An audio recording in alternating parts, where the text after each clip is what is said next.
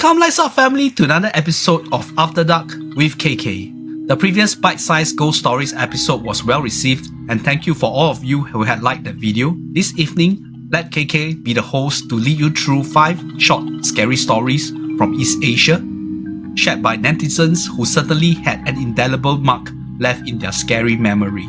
Let's begin.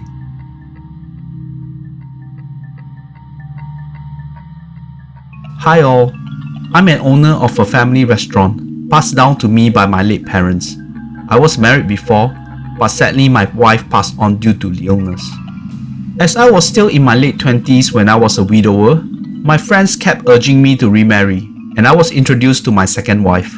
In similar circumstances, I'm her second marriage. The only difference was that I was childless, and she came with a pair of lovely daughters. The eldest was 3 years old when we got married, and the second was just 2 years younger. We lived a blissful family life as a family of 4, and I really doted the 2 daughters as my own. As my missus would help me tend the restaurant on a daily basis, I would set up a resting room which I had painstakingly baby-proofed so that the 2 toddlers can stay and play in there during the daytime. Whenever I wanted to take a breather from the craziness in the kitchen, I would hang out in the playroom and play with the girls. After a period of time, I started to notice something really creepy. The 3-year-old, who loved drawing, would just stare into blank space and started doodling stick figure, evidently a woman because of the long hair, always standing beside the playpen where her younger sister would be staying most of the time. At other times, I would hear her talking to herself, more like engaging in a conversation with someone, or even laughing heartily. I brought this up to my wife. She corroborated with my observations, but felt as long as the kids were fine and healthy, we should not ponder too much about it. The curiosity still lingers at the back of my mind, and one day I will quell this curiosity. One fateful afternoon, I found the opportunity to talk to the 3-year-old. Mary, may I know who is the pretty lady in your picture? It's Auntie, Mary said innocently, and calmly pointed to the corner where the playpen is located. Instinctively, I turned to look towards the direction Mary pointed, but of course saw no one. Mary then continued in her usual childlike manner. Auntie wore this pretty flowery dress, and she loves to play with Mimi. She always tells us to be good girls. Then it dawned on me. When my first wife was alive, she was infatuated with this garment with a flowery pattern on the fabric. Even when she was cremated, I made sure she was donning her favorite dress. As I was reminiscing, I realized I was tearing uncontrollably, that even adorable Mary was asking me if I was alright. My first wife had wanted to have children of her own, but tragically passed on before she could do it. I'm sure she was enthralled to have Mary and her sister around, as she took upon herself to look after the pair of sisters. I did not mention this to the girl's mother, and when Mary grew older and entered kindergarten, she stopped talking and giggling to herself around the house and the restaurant. I find the story to be heartwarming. It is well documented that young children had an affinity to see ghosts and even deities. Spiritual practitioners stated that children below the age of 7 will have their supposed portal on the top of their cranium still open and susceptible to see entities. This is why some children would cry uncontrollably in a new environment and would only tone down when they leave that specific location. Even my own son had a chilly experience during our trip to Tainan in Taiwan, but that's a story for another time. Up next, we had a scary incident that happened on a live radio recording.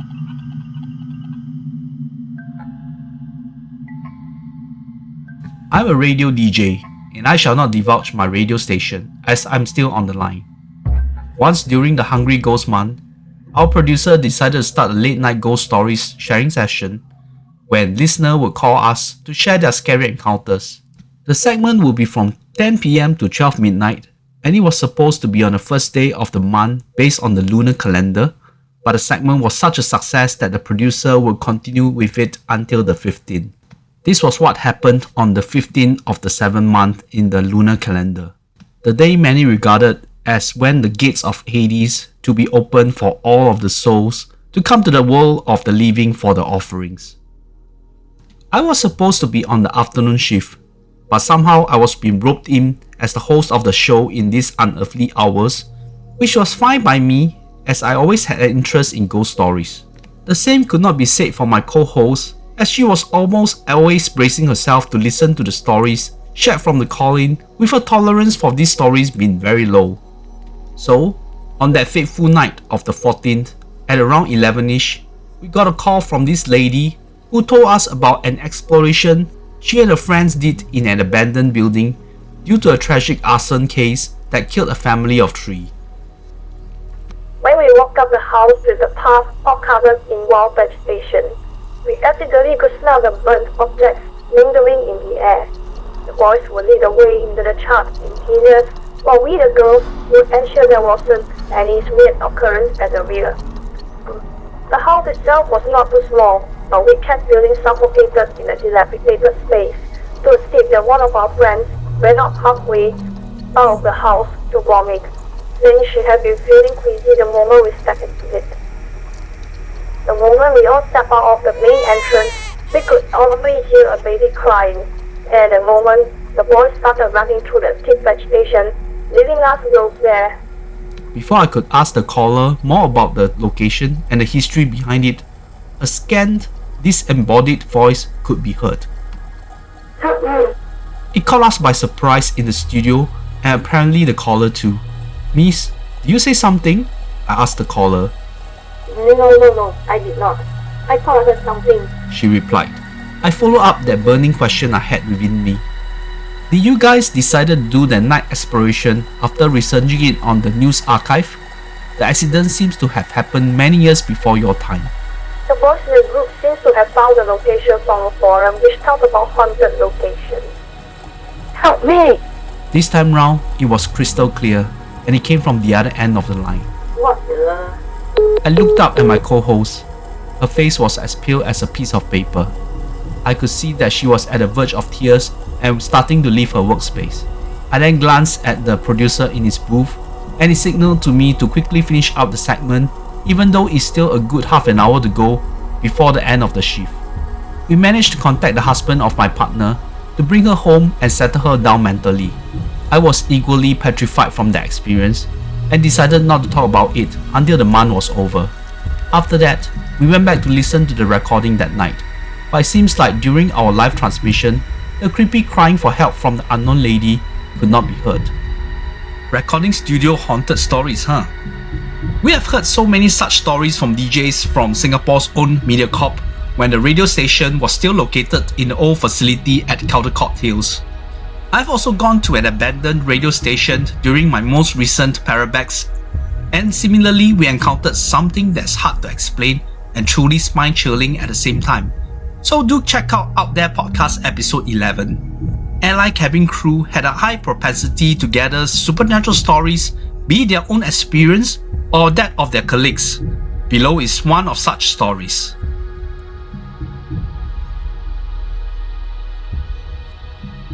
I was with our national airline for 10 years as part of a cabin crew. For sure, there were many happy memories of globetrotting and visiting many exotic locations. But the toll of flying around and facing unreasonable passengers balanced things out for me. While many relatives and friends always pestered me for a ghost story, like whether I had visited a haunted hotel room or any strange incidents on the flight, I was glad I have never encountered any. However, that does not mean I don't have any creepy story to share. Our training to be cabin crew at the training center was a tough time to endure. There was a standard we had to follow to uphold the reputation of the airline. Therefore, it was a strict upbringing from our trainers. This led to trainees falling off like flies, and I was glad I have close confidence in Archie to bear through the tough training period. We came from the same region of the country and was close in terms of our age and our hobbies. Therefore, we became very close friends and eventually colleagues the day we were assigned to the same airport when we became full-fledged air stewardess. After we became full-time cabin crew, Archie and myself had very little time to meet up, but whenever we were assigned to the same flight, I always had extra bounce in my steps. I will not say I am a very religious person, but I could always felt something amiss within myself or the people around me. A few years into our stewardess career, one day I saw Ah Juan and something bothered me. I could see the usually radiant and confident Juan suddenly be engulfed in a shadow. It was like she was constantly under a shade or something. It seems like I was the only one that could spot it, so Juan thought I needed to get my vision checked. However, I kept pestering her to go find a temple medium for consultation. Through the medium, Ah Juan was advised to stay grounded for a specific time period.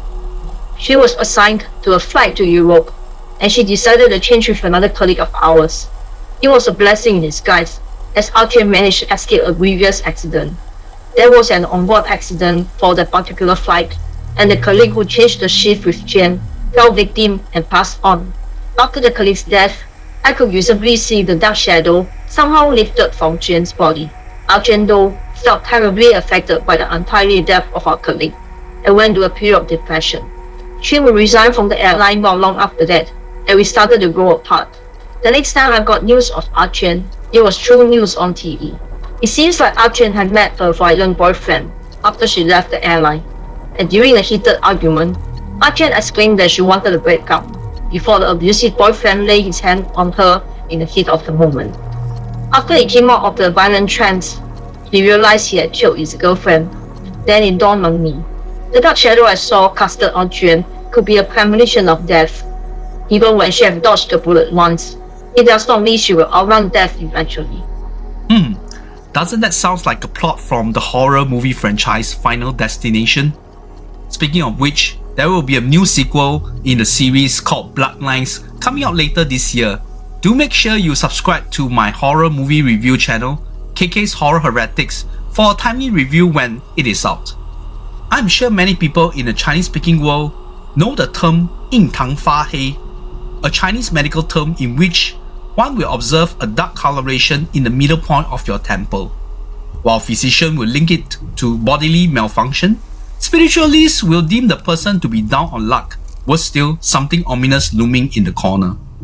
In this case, when the author says that the friend's body was engulfed by a dark shade, it was the first time I've heard of such instance. Our fourth story is a familiar one which involved a haunted karaoke establishment.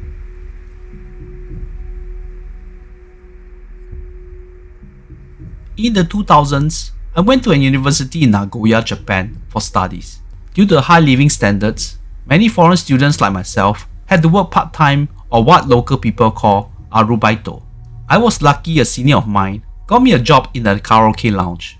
It was not a well-known chain like a Big Echo, but there was still around 10 karaoke boxes to maintain, and things can be hectic during a busy day at work. Of course, a place like this with a history came with some caveats, as colleagues would often chit-chat about the scary occurrences shrouding the rooms. Common events like attendants hearing buzz from a room that was not being used, disembodied crying and laughing, and even some claimed to see shadows in empty rooms when doing their usual round, be it day or night. I was of course not thrilled to listen to this hearsay, and I am sensitive to the supernatural, but I was glad I was never unfortunate enough to have some creepy encounters. Well, I should not count the chicken before they hatched. It happened one evening when I was assigned to the late night shift. The closing hours would be around 3 AM, and by then, most of the customers had departed. I was instructed to clear the rooms before I could knock off. This was a routine for me by this stage of working there, and I was getting exhausted, so in the back of my mind, I just thought of just rushing through it. As I walked past the second last room before the box at the tail end of the corridor, I saw I could see a silhouette of a person sitting on the couch of the empty room with his head facing downward. I got spooked, but thought it could be fatigue causing these hallucinations. I hastened my pace past the last room prior to the tail end, and this time, the same sitting silhouette, but visibly lifting his head, like peering towards my direction. I made a mad dash to the room at the tail end, where I needed to turn off all the electrical switches there. It was barely 10 seconds worth of distance, but it felt like an eternity. When I reached the room, I just turned off the switches on sheer instinct and immediately closed the door to leave. Just as I did so, I could see a pale face of a long-haired lady peering through the small glass window of the door at the entrance of the dark karaoke box. I let out a loud scream and rushed to the counter where the rest of the team came and checked on me. From their expressions that night, they knew what had happened, but they just brushed off that I was just been too tired. From that point onwards, I was always jittery when walking past these rooms. And eventually, someone would tell me there was a fire that had broken out in that 3 rooms where I had seen the apparition years before I joined, but no one revealed if any life was lost there. Those dimly lit corridors and dark crevices of a karaoke outlet are so prone to have haunting, much less one with a storied history. The walking down of a dark corridor by yourself when duty calls reminded me of my days in the now defunct Sembawang Naval Base. When we were doing our night sentry around the base, there was this one particular route along an old cookhouse with a logbook to be signed located at the tail end of that wretched corridor.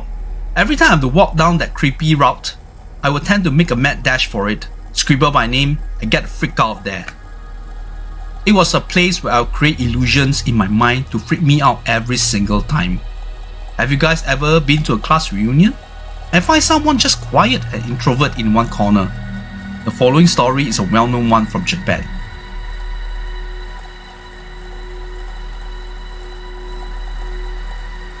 Domo. My name is Hisashi. I'm 35 years old and working in finance. I graduated from a local high school in a town outskirts of Tokyo City. We had a very cohesive graduating class, and when we all left for college and gradually into our working life, we would constantly meet up for class reunions to catch up on our latest ongoings and reminiscence of our school days. In those days, we would share the date and location of these reunions on a communal blog, and some close ones would message each other on updates. As of all Japanese-style party in restaurants or bars, things would get rowdy and out of hand, but the whole of us just could not contain our silliness. All except one person. Shimoda had always been a very quiet girl in school.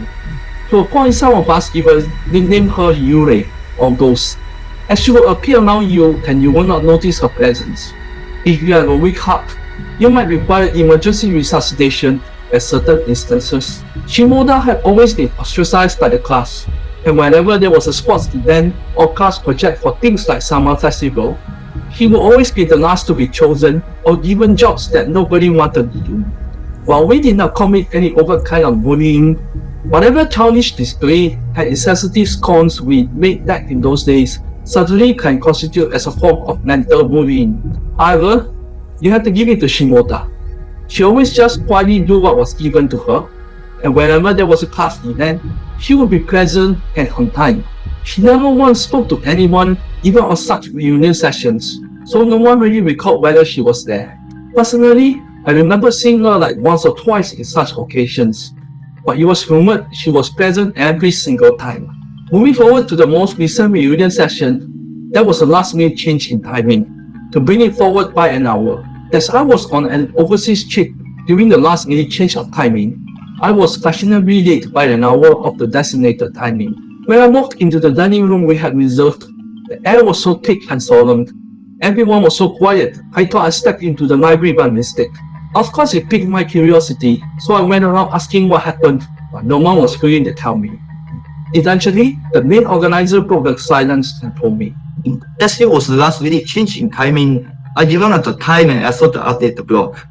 Therefore, I disseminated the update to some of us to inform the rest. I was certain that no one was in contact with Shinoda. Therefore, I searched high and low for class contact list and managed to call a place. Fortunately, the number stayed the same. When Shimoda's mother picked up my call, I just told her to relay the message of the change of timing to Shimoda, and this was what he told me. I'm sorry, but Michael had passed on 18 years ago.